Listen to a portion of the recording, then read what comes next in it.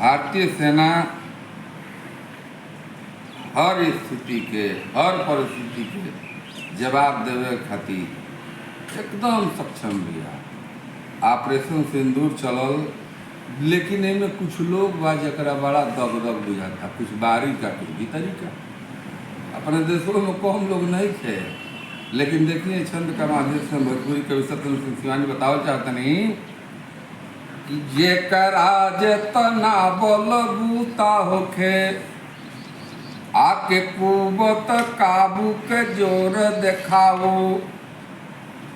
हहरात आई भहरात गिरे मति झूठो ढिठाई के डीठ गड़ाओ।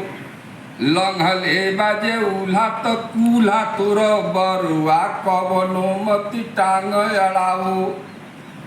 हम अपना सुरक्षा खातिर कुछ करो, हमार सेना तैयार भैया।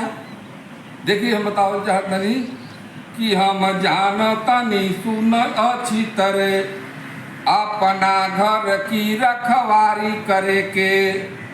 कैले बड़ धोखा धोआ जैब पिछुआड़े से जानी ले पानी भरे के। बनले बनियान बाजार लगी रखले बनी बीरो दवाई करे के। घेटुआ के दवाई बीजा टेटुआ, घेटुआ के दवाई बीजा टेटुआ, तब बुझाई का मोल होला से नूरा के। अगियाई बाड़ बुता जइब तब आन्ही में आही आई से नूरा के।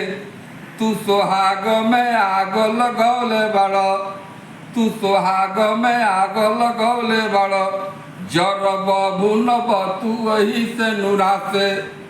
तू सोहाग में आग लगौले बड़, जर भुनब तू वही से नूरा से, जर भुनब तू वही से नूरा से। ये ऑपरेशन सिंदूर भाग 1 रहा। फिर अगला प्रस्तुति हम देव। जय हिंद, जय भारत।